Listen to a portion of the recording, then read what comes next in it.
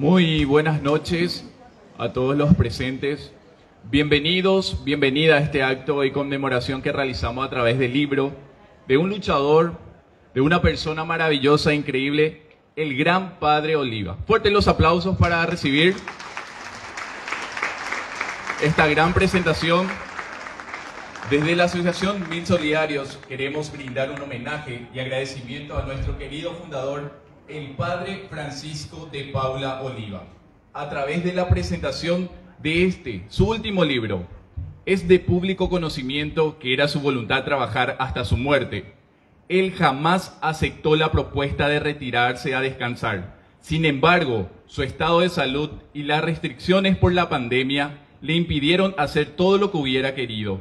Aún así, una de las actividades que pudo realizar fue escribir su autobiografía, escribir en sus propias palabras trozos de mi vida para colocarlos en su tiempo.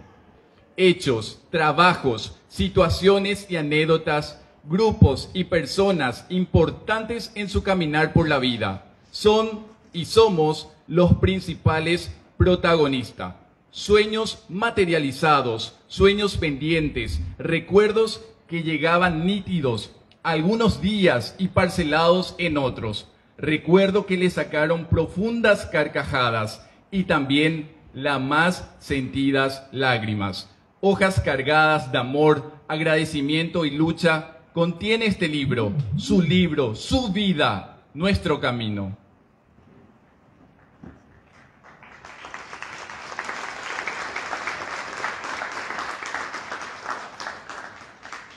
Presentamos al gran maestro Moncho Azuaga con una gran poesía. ¡Fuertes los aplausos!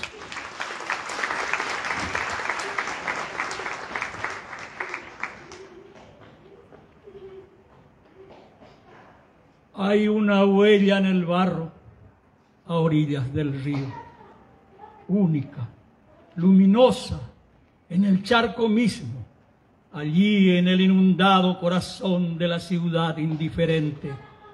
Entre canoas de hambre, peces muertos, almas tristes y lunas abandonadas. Hay una huella, un brasero fraterno, una voz que enseña, una mano que acaricia la cabeza de un niño, unos brazos abiertos a la más débil esperanza, allí donde el miedo es una sombra que pasa y la tristeza se esconde en casitas de hule y cartón. Allí un hombre levanta un sueño, predica y canta, y es luz en la noche, sol de amor en la mañana. Allí donde nadie se atreve, andurriales del desprecio y la pobreza, hay una huella, unas sandalias con alas, una sonrisa que contagia y una refulgente llamada al combate digno contra la ignorancia y la miseria. Una huella, compatriotas, un sendero, camaradas, un camino, compañeros, por donde ha pasado el maestro, bandera solidaria al viento, repartiendo el pan nuestro del día, la lucha, la fe, la justicia y la alegría. Huella y oliva que marca a fuego el alma paraguaya. Rebelde huella que no vencerá el tiempo, la indiferencia ni el olvido, y será la perenne luz del Redentor y su cruz en las riberas del río, donde ya no habrá hambre, ni poderosos comprando votos, ni hombres ni mujeres con sed de justicia, ni pobres niños sin abrigo, ni casitas inundadas, porque hemos aprendido, y Oliva, a luchar por la vida, y venceremos siempre sobre tus huellas, contigo.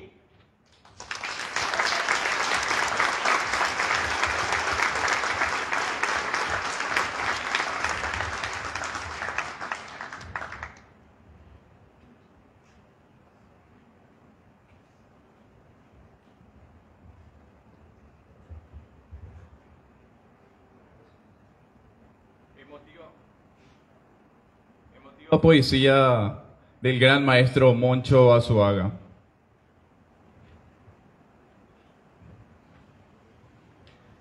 Él es médico y escritor, egresado de la UNA, especializado en hematología por la Universidad de Lovaina, Bélgica, Barcelona y España. Además de ejercer la medicina, es investigador, ha escrito varios libros que lo posicionan como un gran conocedor de la historia del Paraguay.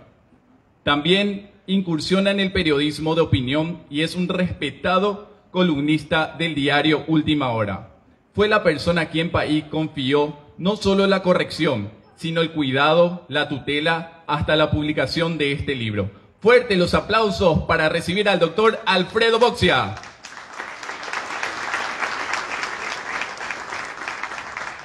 Muy buenas noches a todos y todas.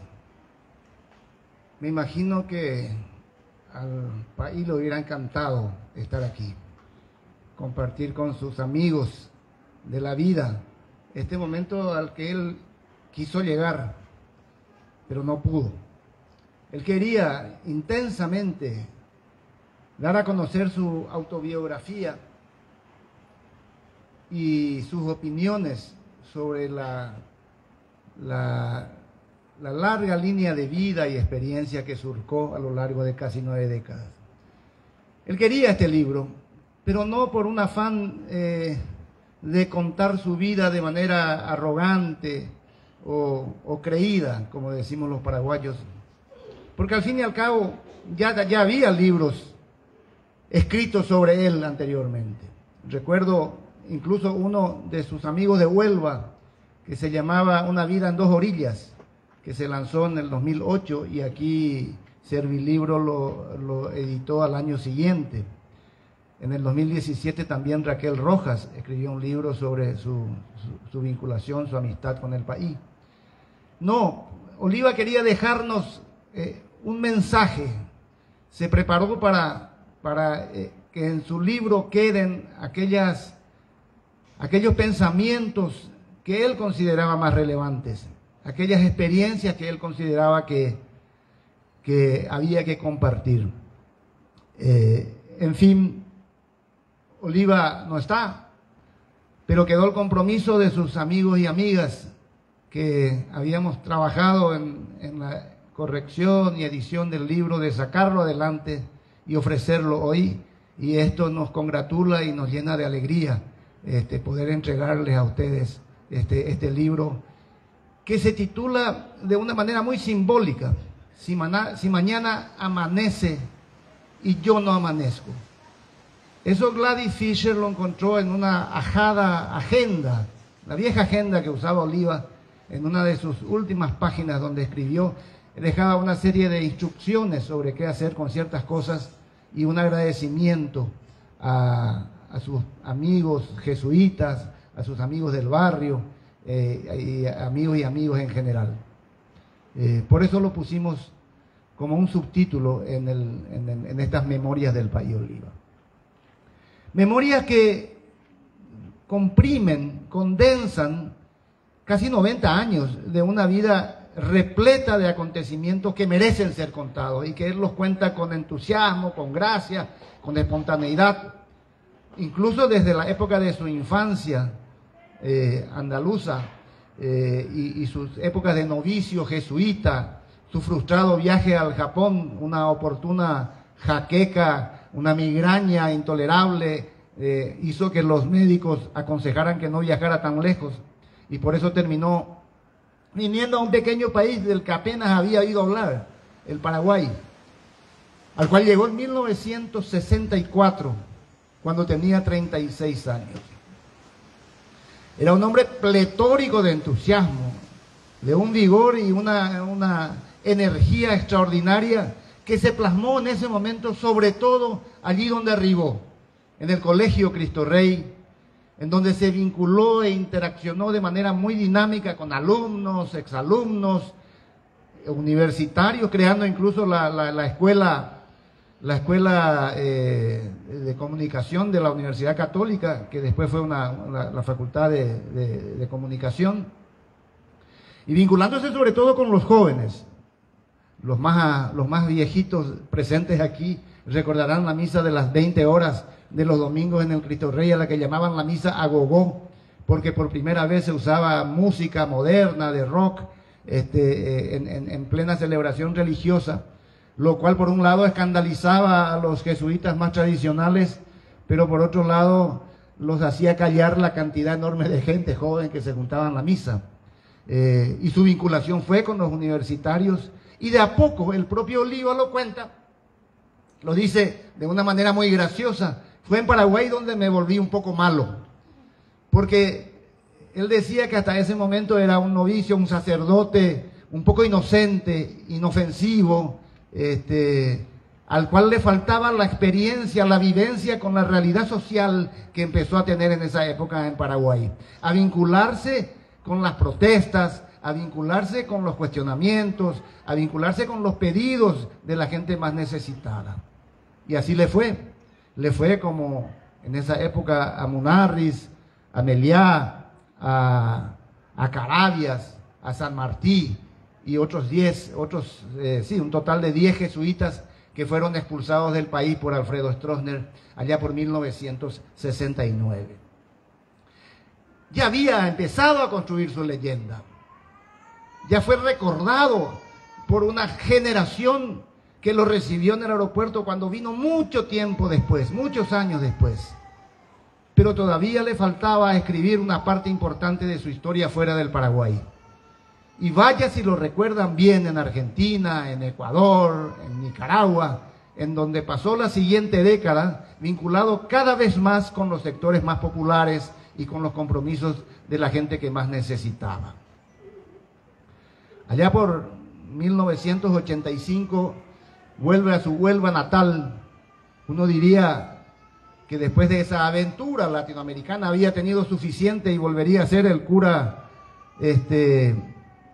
tradicional, más calmado, sobre todo estando en España, donde no había tantos problemas de pobreza como hay aquí en América Latina. Pero no, en Huelva, él es recordado hasta hoy como una de las personas que revolucionó la relación que tenían los jóvenes con la iglesia, creando asociaciones juveniles, múltiples actividades que interrelacionaban lo social, lo familiar con lo religioso, hasta el punto que fue elegido el ciudadano del año en uno de esos años de la década del 90 en Huelva.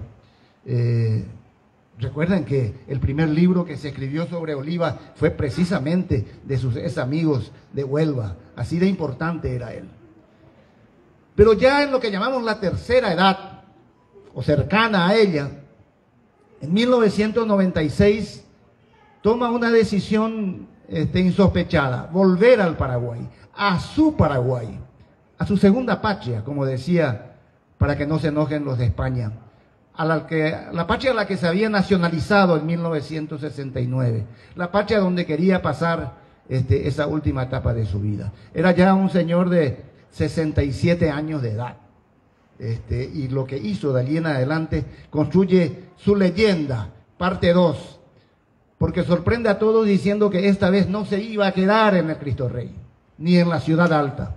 Se iba a ir a vivir al Bañado Sur, con su gente, con sus pobres, con la gente que estaba más necesitada de la presencia de un sacerdote en el barrio.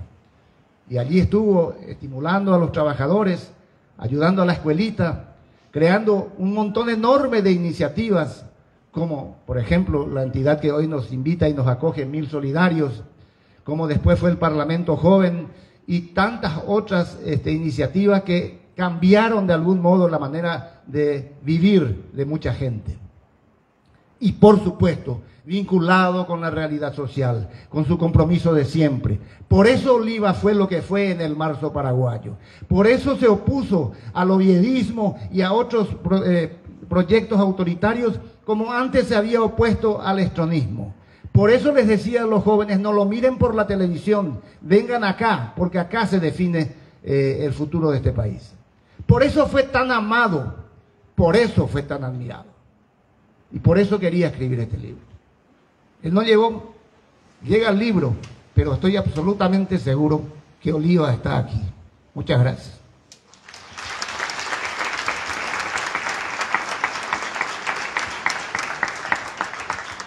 Que se escuchen sus aplausos.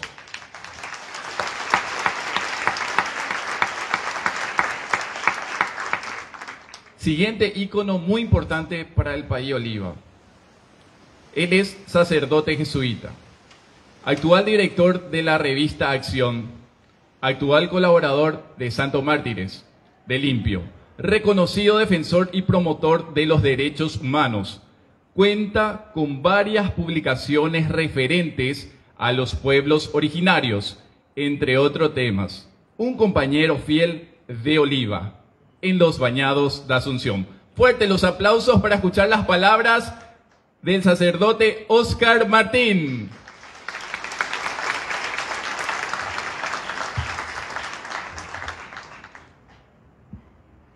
Muy buenas noches, me da mucha alegría también el poder compartir.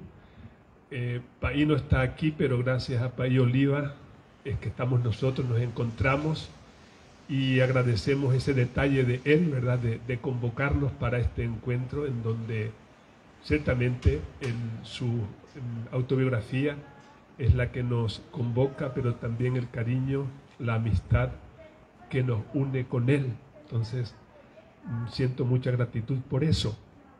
Yo quería compartirles como dos elementos que a mí me parecen muy, muy lindos y para mí también como aprendizajes que recibí del país Oliva.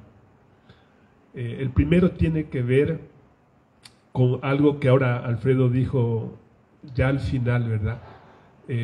Paí vino a Paraguay por segunda vez entre 67 y 68 años de edad, que es el momento en que cualquier persona, varón o mujer, ¿verdad?, está como pensando ya retirarse, ¿verdad?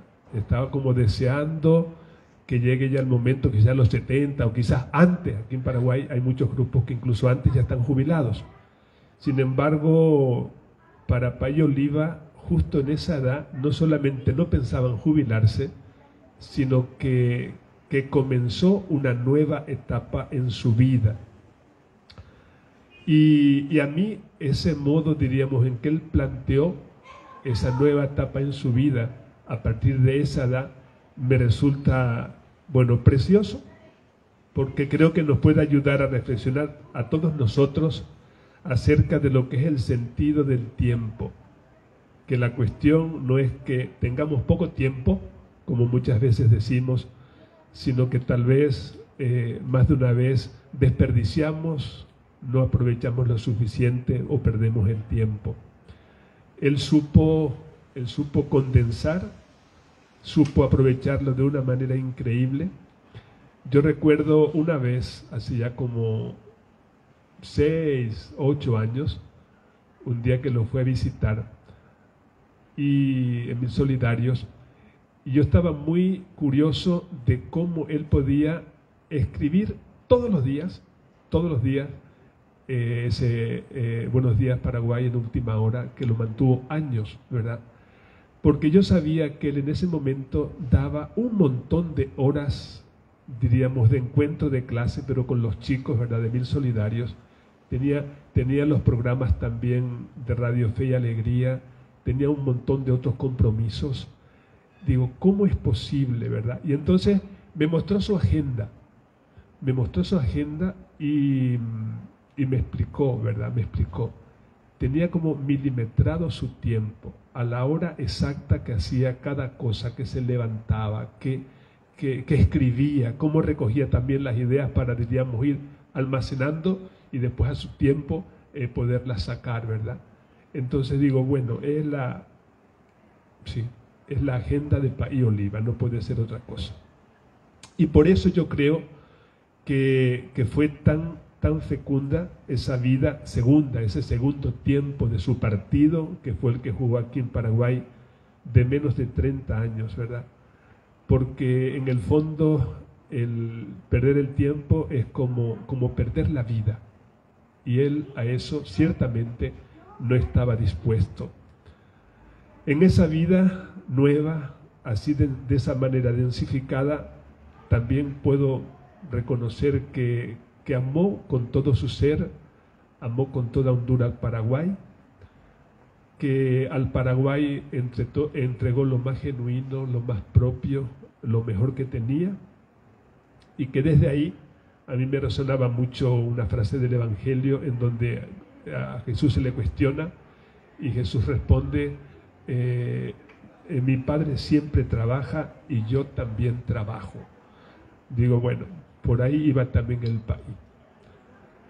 El otro elemento que a mí me parece que lo siento como una enseñanza y como un regalo, y creo que para muchos jesuitas, es cómo supo integrar tan bien el ser país, el ser jesuita, el ser religioso, con ese compromiso firme y decidido en una acción claramente política, pero entendiendo en su sentido realmente bueno, positivo, real de lo que es la política, y eso hacerlo en favor de los pobres. Desde ahí yo recuerdo también el tema de su libertad y de su valentía.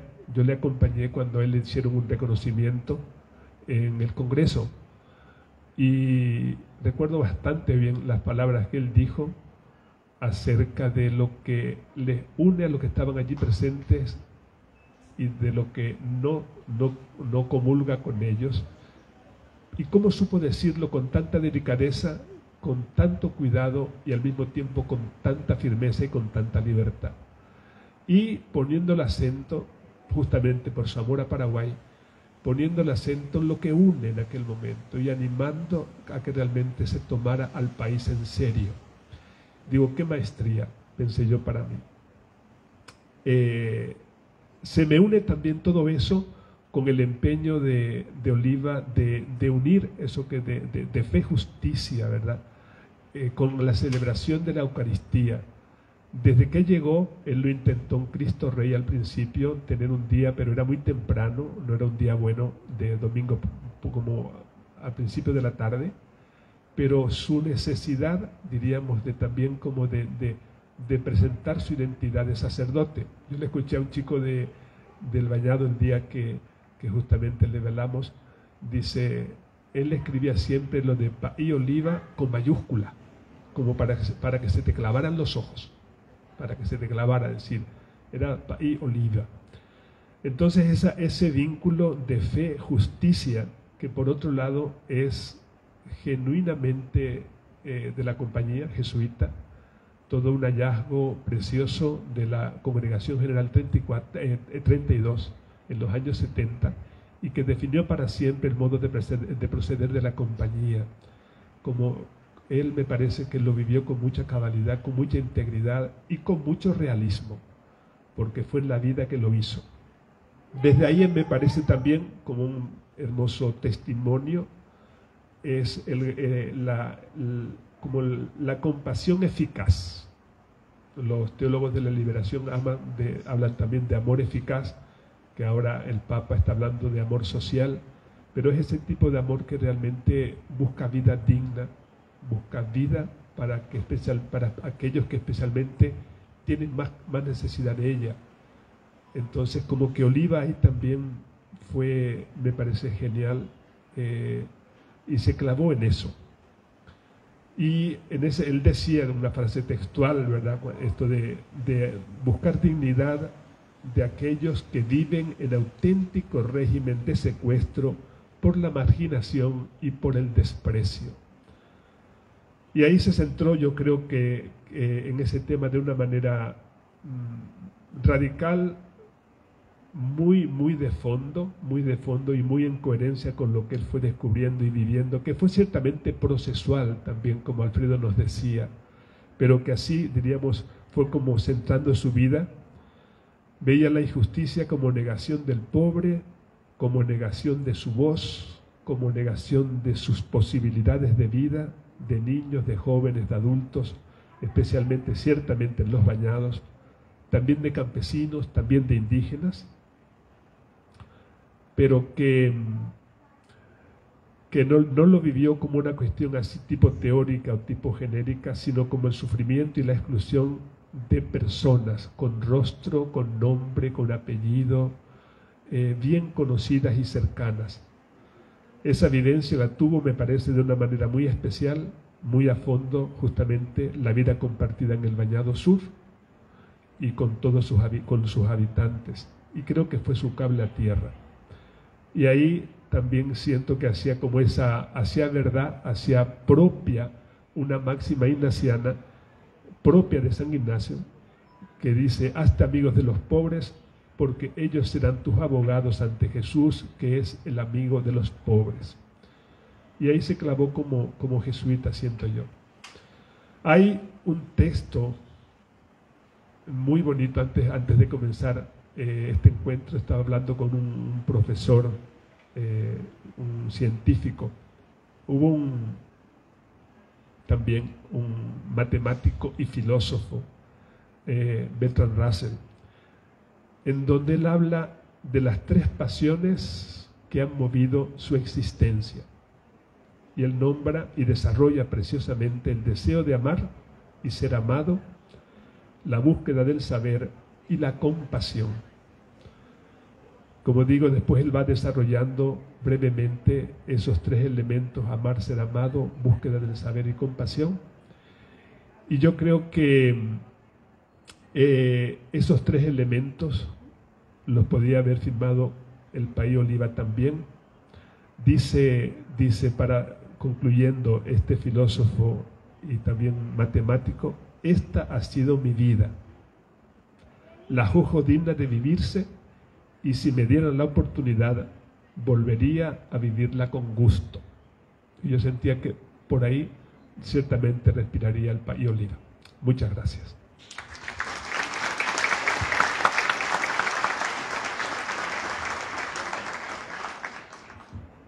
Así estuvimos disfrutando de las palabras del sacerdote jesuita Oscar Martín. Siguiente ícono, muy importante también para el padre, educador, profesor de psicología, comunitaria en la Universidad Católica y en la Universidad Nacional de Asunción. También es docente en el Instituto Superior de Estudios Humanísticos y Filosóficos, San Francisco Javier, investigador y gran conocedor de la educación paraguaya. El profesor Milquiades Alonso, un gran amigo del País Oliva.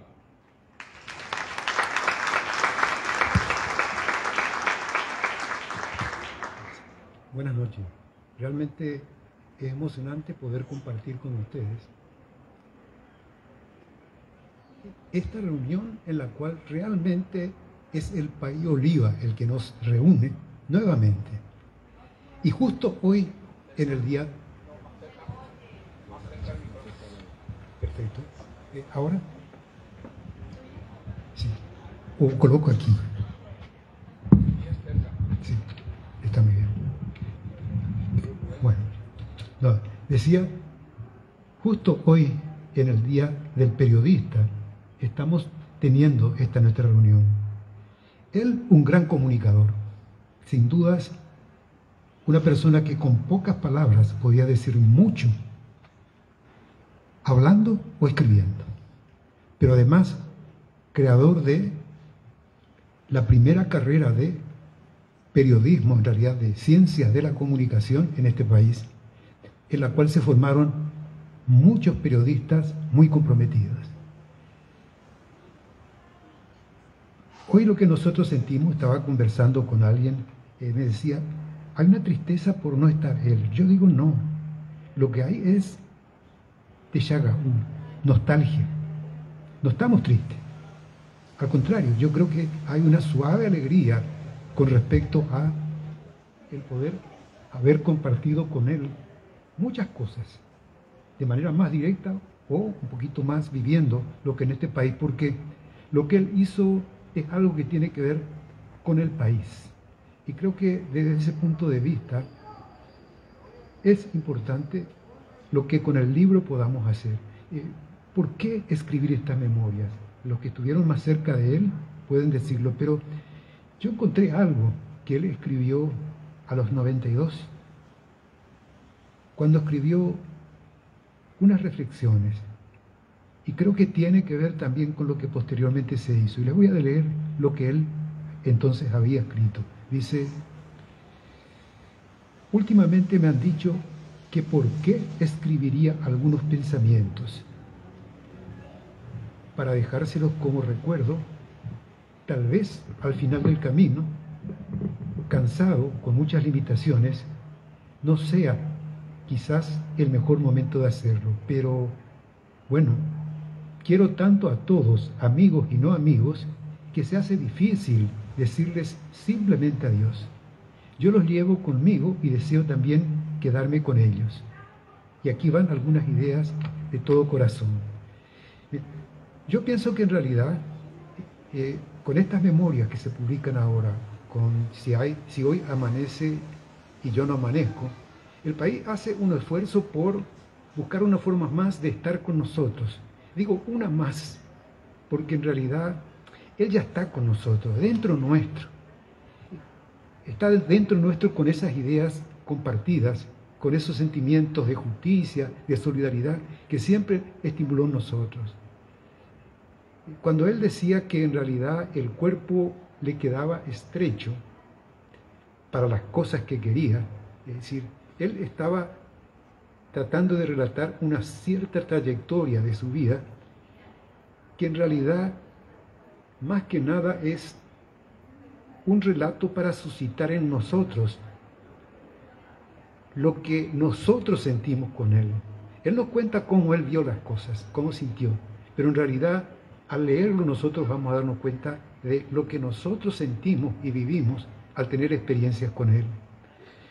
Yo querría hablar un ratito acerca de un aspecto muy concreto que tiene que ver con la juventud. Sí, yo lo conocí a Él en el 66, Él vino en el 64. Yo estudiaba psicología, que estaba en ese momento en el Cristo Rey. Y yo tenía un periódico Murales, pegaba algunas cositas en una pared, y él estaba con el Departamento de Medios Modernos de Comunicación Social. Y un día se me acercó y me dice, pero ¿por qué no seguís comunicación? Y yo le dije, no, que yo quería hacer psicología. Pero a partir de entonces pudimos hablar muchísimo. Una cosa que yo quiero rescatar es algo que siempre elijo hasta el final, pensar con cabeza propia. Pero ¿saben qué? Pensar con cabeza propia en la década del 60 no es pensar con cabeza propia hoy. En una sociedad donde en realidad había mucho de represión, en una sociedad en la cual cualquier intento de pensar distinto podía considerarse como subversivo, había miedo. Pensar con cabeza propia era de alguna manera intentar vencer el miedo y tratar de ser libre. Y él ayudó mucho a esto. Sí, la misa de 8 a la cual se hacía alusión, pero la misa de 8 tenía un coro que en realidad se reunía a reflexionar. Creó grupos de reflexión. Posiblemente va a parecer una cosa ingenua lo que entonces se leía y se discutía. Populó un progreso, porque en ese momento hablar acerca de que el desarrollo tenía que ser no simplemente crecimiento económico, sino el desarrollo de todas las personas, de todo el pueblo, no era una cosa bien vista. Después llegaron los documentos de Medellín, pero también aquellos papeles subversivos con los que le acusaron cuando le expulsaron. La Declaración Universal de los Derechos Humanos, en ese momento no era una cosa fácilmente conseguible ni legible. Él también promovió el que la gente pensara con cabeza propia, debatiera, hablara, por ejemplo a través del Cineclub Universitario. Se creó, cada semana la gente se reunía a ver películas seleccionadas y a discutir. Sí, de alguna manera esto se estaba dando, pero si nos quedamos aquí con pensar con cabeza propia, no diríamos todo lo que en realidad él hizo. Una cosa concreta, cuando en el 69 se da la venida de Rockefeller, los estudiantes que ya venían reflexionando se manifiestan, hay asambleas, él asiste a las asambleas de los estudiantes, no para dirigir, para escuchar, pero también dar su punto de vista. Cuando son apresados algunos compañeros, los estudiantes ocupan el Cristo Rey. País Oliva, en esa ocupación del Cristo Rey, se va a querer quedarse con los estudiantes. Y en la asamblea se decide que en realidad lo mejor era que él se quedara afuera, iba a ser más útil afuera que dentro. Sí, para que se den cuenta del compromiso que él asumía, acompañando a la gente a la cual invitaba a reflexionar. Reflexionar en ese momento, pensar con cabeza propia, era romper con lo que tradicionalmente se daba. No solamente con respecto al gobierno, con respecto a las familias también, que eran muy tradicionales. Pero era una opción que entonces se hacía. Hay otra cosa que yo creo que es muy importante y tiene que ver, bueno, él se supo sobreponerse a las dificultades que siempre se fueron dando. De Paraguay se fue porque le expulsaron, de la Argentina se fue porque tuvo que autoexiliarse, porque si no realmente corría riesgo su vida. De Nicaragua tuvo que salir porque Juan Pablo II prohibió el trabajo que le estaba haciendo, pero nunca se quedó abatido por las dificultades que hubo. Pero en Nicaragua hay una cosa muy importante con respecto a la juventud. Él acompaña la Cruzada Nacional de Alfabetización. Hicieron una proeza increíble. De más de 60% de analfabetos bajan a 12%. Pero ¿quiénes son los que hacen esto? Los jóvenes. Jóvenes de la secundaria y la universidad que optan por, entre comillas, perder un año de estudios para ir a la montaña, a vivir con campesinos, a comer como los campesinos, banana con arroz y alfabetizar. Para él eso fue profundizar su convicción de que en realidad los jóvenes lo que necesitan es una causa grande, noble, y son capaces de hacer el sacrificio más grande cuando en realidad tienen una causa grande. Eso va a ser muy importante después a su vuelta. Es decir, acá viene porque él opta por venir, no es porque le expulsaron de España, él opta por venir aquí y va a trabajar a partir, yo no voy a hablar de esto que ya se conoce más, ¿verdad? En el Bañado, el Parlamento Joven, pero hace una cosa que es muy importante, combinando Bañado con jóvenes. Y no se habla de esto, pero en realidad muchos jóvenes pasaron sus vacaciones en casas de familia en el Bañado. Y esto marcó tremendamente a muchos jóvenes. Es decir, esta preocupación por la juventud, esta convicción de que con los jóvenes hay mucho que hacer, se volvió una cosa muy importante en su tarea. Hay otra cosa que yo creo que es importante en el libro, voy a saltar, y es cómo se puede ver la transformación del país Oliva desde su espiritualismo, no sé cómo llamarlo, pero él se quería ir al Japón a salvar almas, no personas, almas. El Paraguay en realidad lo que hace es, y a eso le ayudaron mucho los jóvenes estudiantes, considerar personas integrales, íntegras, que también tenían necesidades, que también tenían condiciones de vida desventajosas, no dignas precisamente. Y eso se vuelve preocupación fundamental para él. ¿Cómo cambiar esto? Y va a insistir en ese compromiso que nosotros tenemos que tener justamente para buscar esa transformación. Creo que en realidad, sí, la verdad es que me gustaría tocar otras cosas con respecto al país Oliva y lo que él estuvo aportando. Yo querría dos cositas, nada más. Una respecto al libro. Decía, el libro de alguna manera nos presenta las memorias suyas, el punto de vista suyo con respecto a lo que fue su trayectoria y suscita en nosotros muchas cosas que tienen que ver con lo que vivimos.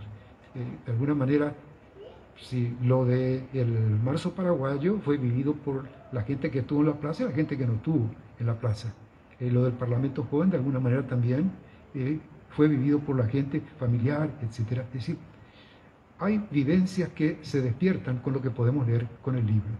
Pero pienso que ese libro, leído individualmente, tiene un sentido y es bueno. Pero volverlo a leer juntos, de a dos, de a tres, puede ser mucho mejor todavía. Y mucho más todavía si lo leemos con los jóvenes de hoy. Los jóvenes de hoy que le conociera un poco con su dinamismo con respecto a la juventud, su compromiso, merecen conocer la trayectoria del país Oliva, su figura, tenerle como un referente importante, no para imitarle, sino para inspirarse en él en un proyecto de vida personal. Para terminar, yo creo que valdría la pena leer algo que él nos plantea, es lo que en cada programa en Radio Fe y Alegría, él nos invita a hacer. Y les voy a leer exactamente como él dice, como creyentes cada día rezamos para que el Paraguay tenga lo que necesita. Sin embargo, como creyentes también estamos convencidos de que no basta con rezar. Además de rezar, debemos comprometernos, unirnos, organizarnos, luchar para que el Paraguay tenga salud, justicia, educación, seguridad, reforma agraria integral y un trabajo digno para todos. Esto sigue siendo un compromiso, un desafío para nosotros. Él nos diría,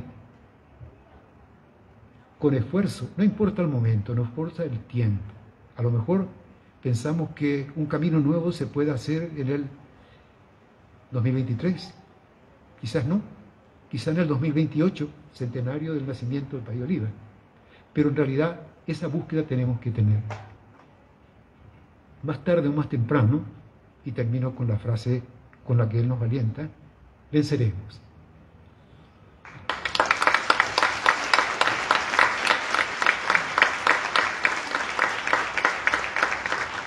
Gracias, profe Milquiades Alonso, por sus palabras.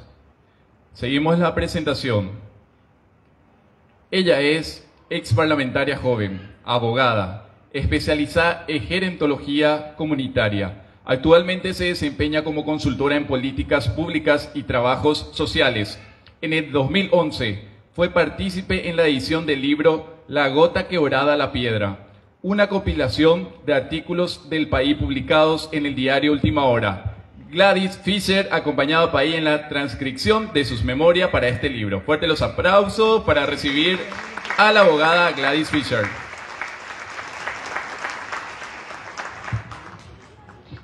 Muy buenas noches. Yo quiero empezar, en realidad, imagínense ustedes que dicen que cuando uno ya no está en esta tierra, está en todas partes, así es que yo no tengo ninguna duda que país hoy está aquí con nosotros. Un fuerte aplauso para el Padre Oliva.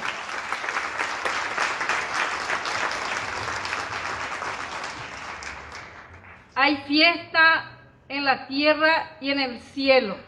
Hay brindis en el cielo, con vino tinto. Yo creo que mañana San Pedro no recordará ni dónde están sus llaves. El país estuvo ansioso por este día, escribiendo, recordando sus memorias, recordando su niñez, su familia, su España, sus ciudades, recordando su caminar por América Latina, por nuestro país, recordando lo que pasó con los jóvenes, con los bañados, con tantos acontecimientos que ha vivido. Por lo tanto, reitero, no tengo ninguna duda de que hoy está presente aquí con nosotros. Quiero agradecerles a ustedes, acá uno que está medio en la oscuridad, pero quiero agradecerles, yo sé que están todos, todas, hoy aquí presentes. Y también los que nos acompañan de manera virtual. Esto se está transmitiendo. Yo sé que sus familiares de España están conectados, sus amigos de Argentina, de Nicaragua, que me estuvieron escribiendo hoy. Así es que muchas gracias a los que están aquí y a los que nos acompañan de manera virtual.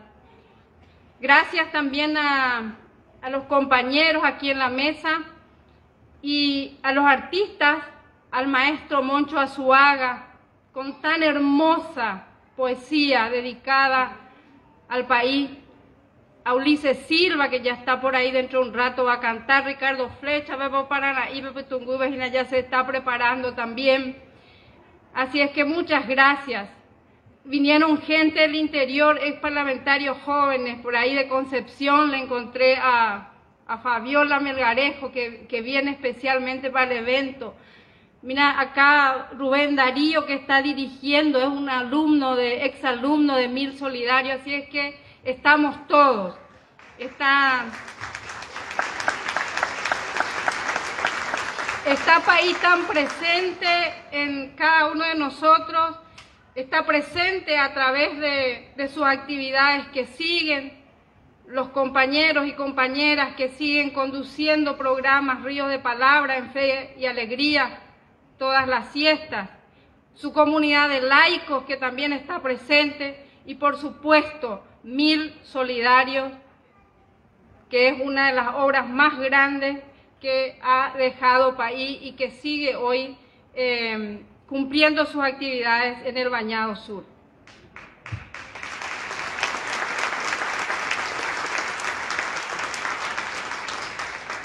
Yo voy a tratar de ser país, ustedes saben que él me enseñó a hablar en público, entonces me pedía 3 cosas.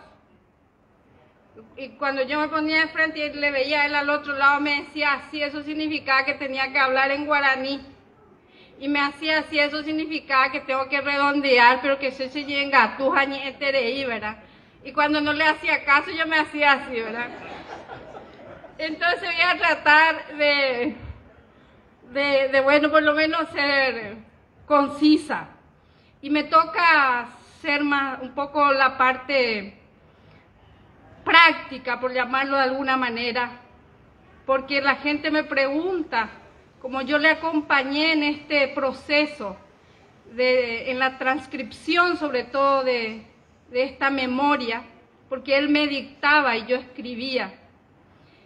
Entonces me pregunta la gente, ¿y cómo empezó? ¿Cómo surge la idea de que país pueda escribir su memoria?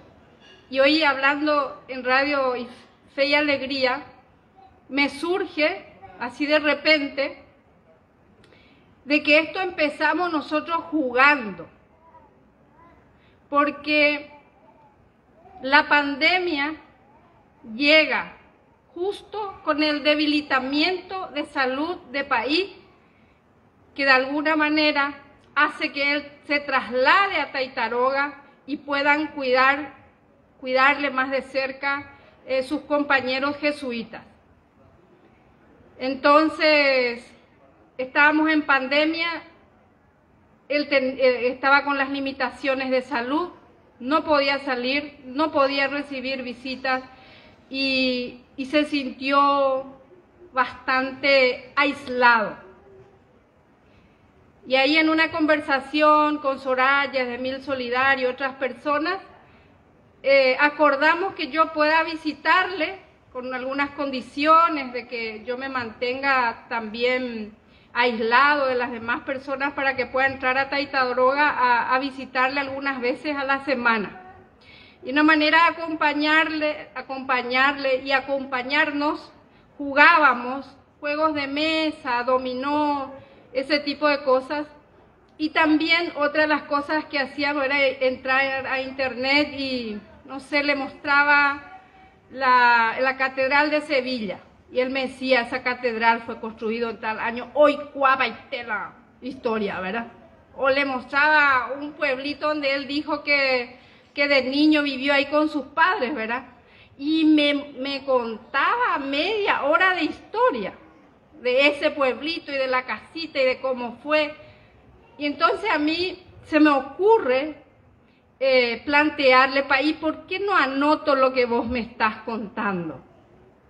Porque contaba con una tremenda lucidez. Entonces, eso venía un poco también acompañado de que él siempre me decía a mí, como era la única que me iba a visitarle, me enchufaba todas sus preocupaciones, ¿verdad? Entonces me preguntaba a mí, me decía, ¿cómo puedo seguir aportando en la situación en que yo me encuentro?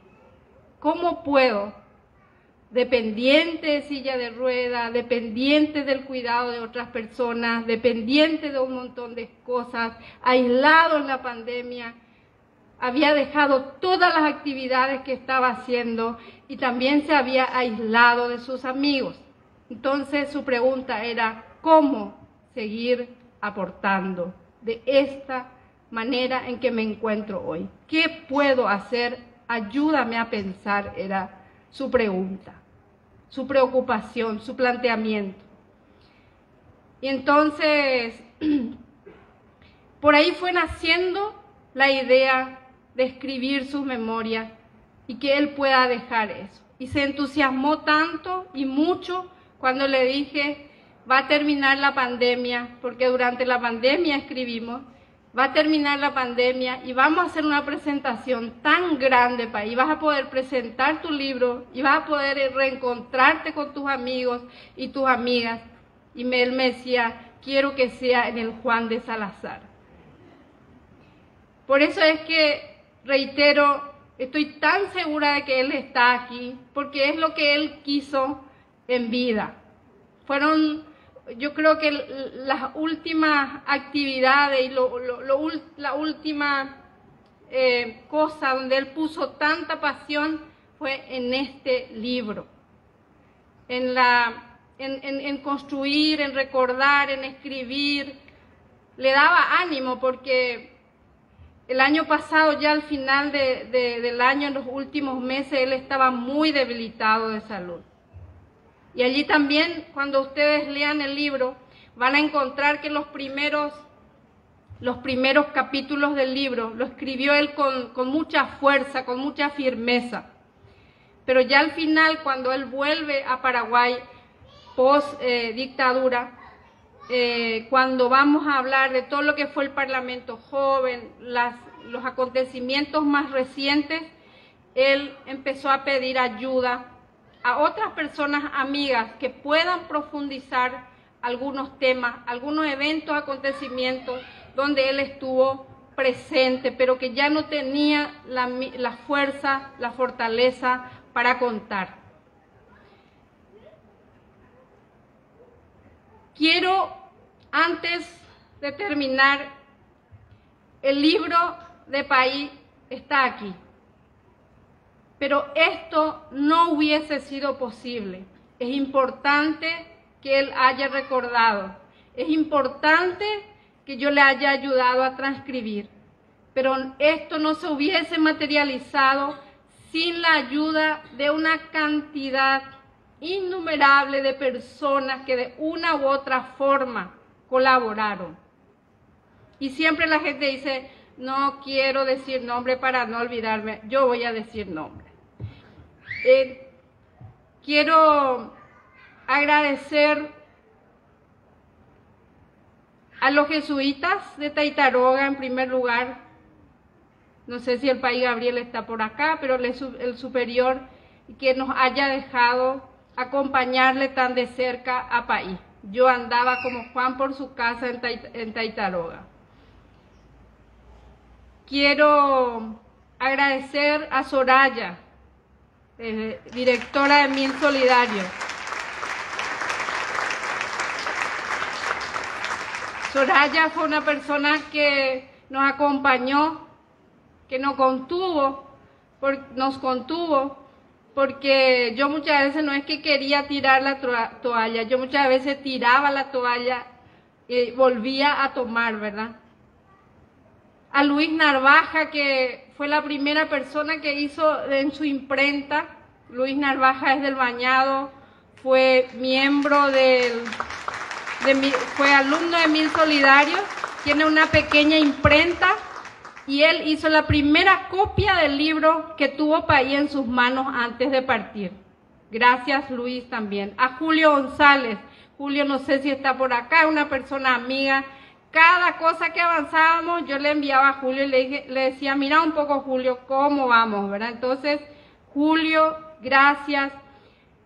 A Leo Rubín y su equipo. Leo Rubín recibió a País varias veces en su oficina, porque PAI en sus últimos tiempos colaboró con Made in Paraguay, que es un portal digital que encabeza Leo Rubín. Entonces, por ahí, cuando íbamos a hablar de los artículos de PAI, PAI plantea la necesidad de publicar su libro, y entonces Leo y su equipo, entre ellos Esteban Aguirre, nos ayudó muchísimo también en el proceso de ir elaborando. Las personas que colaboraron en el contenido del libro tienen que comprar y leer, y ahí van a encontrar un montón de personas que colaboraron en el contenido del libro. Muchísimas gracias a todos y todas. A la Embajada de España, a la gente del Centro Cultural que nos abrieron las puertas de una manera extraordinaria para que hoy podamos estar aquí. Y no quiero terminar antes de agradecer al país, Martín, que siempre estuvo de cerca con el país, al profe Melquiades, amigo tan cercano del país. Cualquier paso que daba me decía, vamos a consultarle a Melquiades, ¿verdad? Y por último, agradecer inmensamente al doctor Boxia. Yo quiero pedirle un aplauso para el doctor Boxia.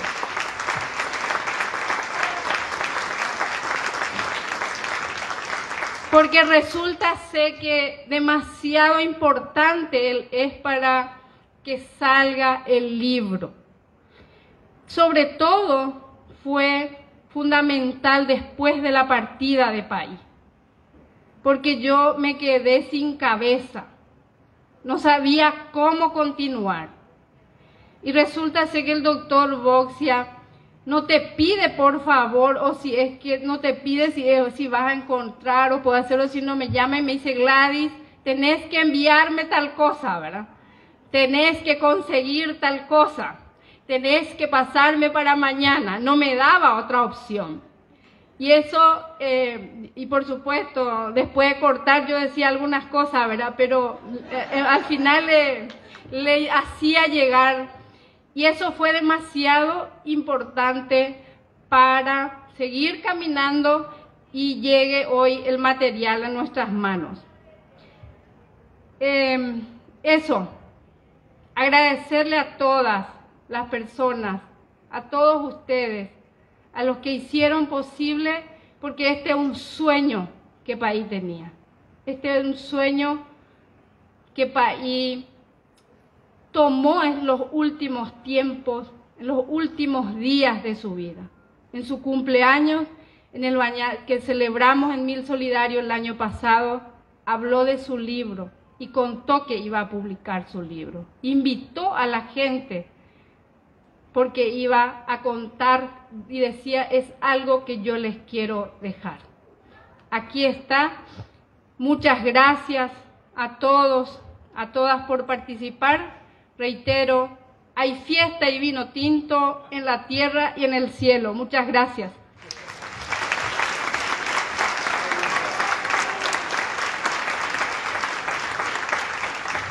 Palabras emotivas de parte de la abogada Fischer. Para PAI creo que todas las personas que hoy en día está aquí con nosotros es muy importante, pero esto creo que son los íconos. ¡Fuerte los aplausos!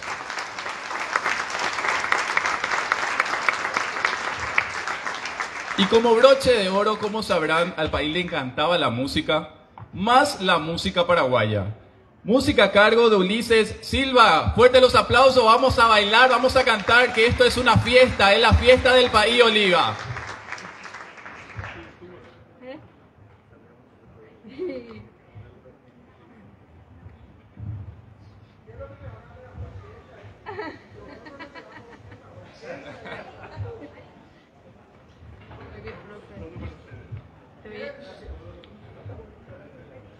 Tu libro, para allá, yo voy a llevar.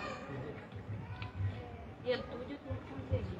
Te voy a conseguir el tuyo. Sí, está bien, pero yo de hecho compré porque necesito.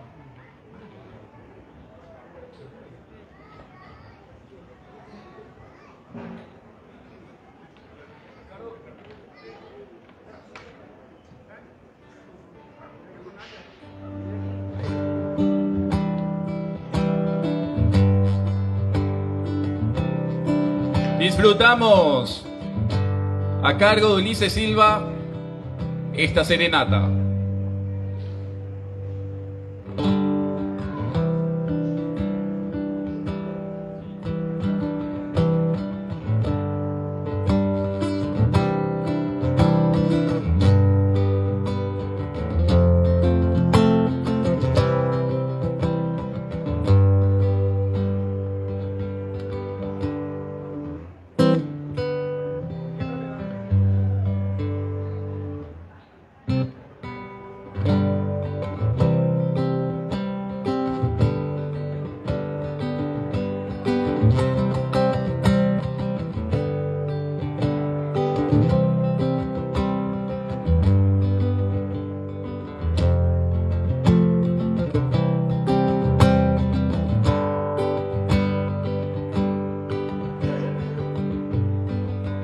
Padre nuestro, bajito entre los labios, y comienza su labor antes que el sol, para que aureolas ni salir en los sociales.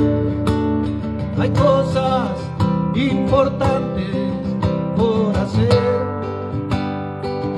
Su corazón, brújula inquieta, procurando tener una respuesta alguna vez, porque el peón da la vida a un supuesto rey.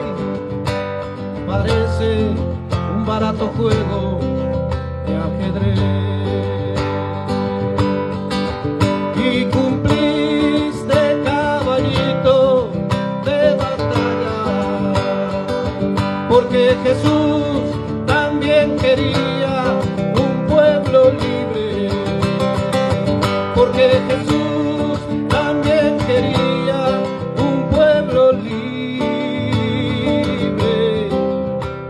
igual que vos.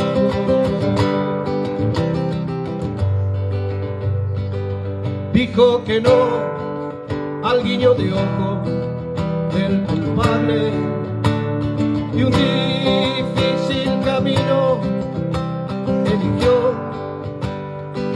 Faltaba luz y comenzó a unir los cables, y ahora mil ideas encendió. Su lucha traerá otro día, sabemos bien, porque sabemos que no hay mal que dure 100. Y cumpliste, caballito de batalla, porque Jesús también quería un pueblo libre, porque Jesús también quería un pueblo libre, igual que vos.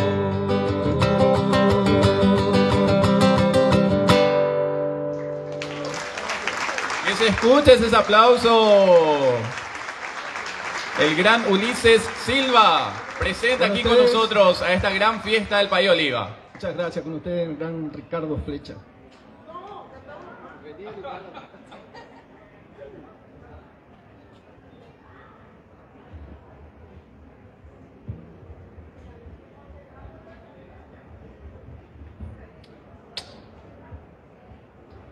Muchísimas gracias. El doctor Boxia quería cantar. ¿Ustedes qué dicen? ¿Puede cantar o no? ¿No? Qué crueles que son. A ver si alguien entiende el chiste.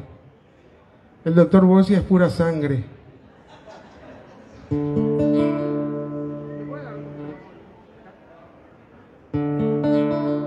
Bueno, de las 40 canciones que me pedía el País Oliva elegí 15. Así que van a aguantar acá 15 canciones. ¿Sí? Quiero recordar, pues seguro que el País Oliva va a recordar esa gesta del marzo paraguayo. Quiero un aplauso para Gladys Bernal, la mamá de Henry Díaz Bernal, que está atrás.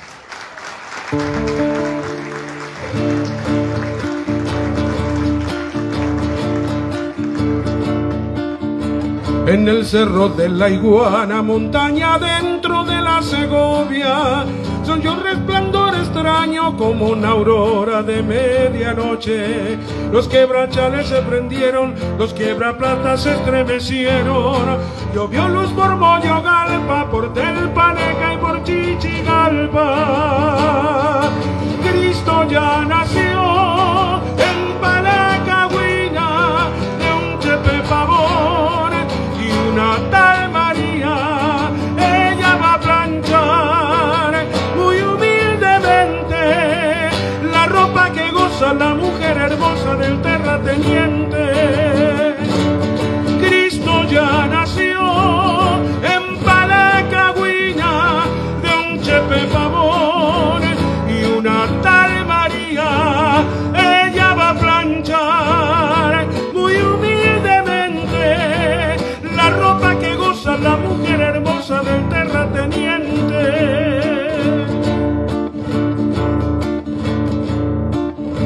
José, pobre jornalero, se me catella todito el día. Lo tiene con reumatismo, el techo la carpintería.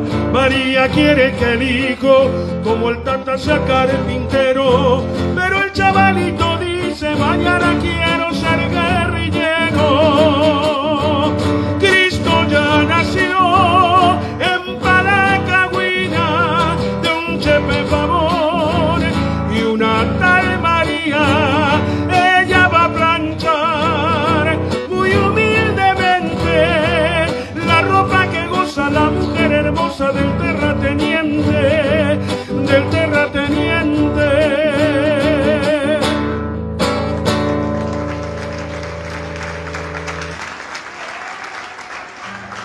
Esta es una canción que me pedía siempre el padre Oliva por sus pasos por Nicaragua.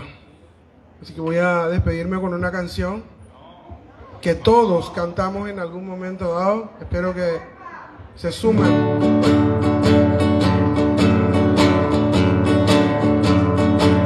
Robusto el cuerpo, la frente siempre erguida, alegres vamos en pos de tu pendón, y en tu olor sube patria tan querida, de nuestro amor la más fervida canción. Eres la tierra encantadora, llena de luz y de placer. Si nos levantamos todos, dale, esto es la fiesta del Padre Oliva.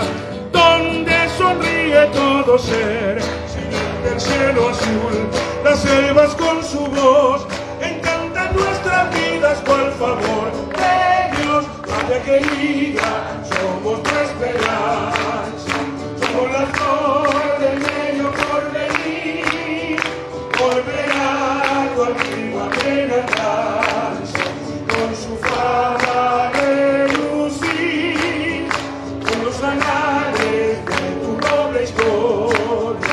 Te lo juramos a nuestro valor, a escribir la página de gloria, del honor, del honor, del honor.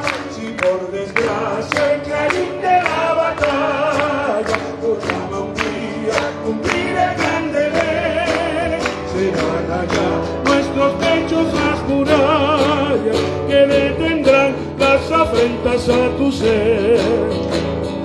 Libre serás, oh patria amada, mientras tengamos el rubí de nuestra sangre derramada. Triunfante allá en Curuguaté, el lema del valor que siempre ha de seguir. La raza paraguaya es vencer o morir. Patria querida, somos tu esperanza, somos la flor del medio porvenir.